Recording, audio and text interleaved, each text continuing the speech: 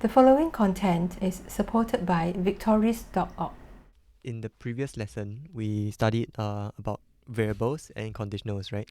And we learned that variables are containers of information, and and we learned that variables are containers of information. You can store information in them. You can replace the information with new information, right? And every time you write the variable name equals a new value, that will store the new value inside the variable and dump out whatever previous values that they had.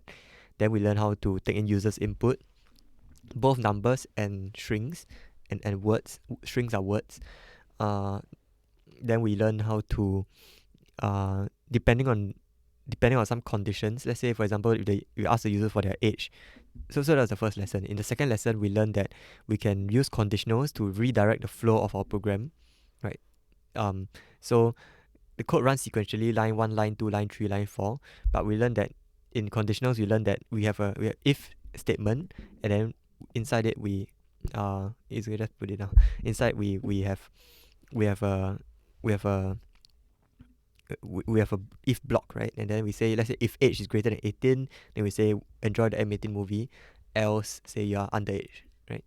So in this lesson, we will be learning about functions. Yeah. So let's jump over to Kahoot. Yeah. Okay, so before we move on to functions today, let's have a recap quiz of the previous two lessons. So in this code, we create a variable called x, and we set it to equals to the user's input. Say enter a number, and the input is a number, so we need a float in front of it to convert the string into a float. Yeah, correct. So what was it? The user entered 5, so 5 is stored in the variable x as a float, and then you have 5 plus 2, we get 7. Yeah, so good job. Now let's recap conditionals. Yeah, correct. Okay, good job. So yeah, I don't think we really need much going through. 12 goes in the variable x.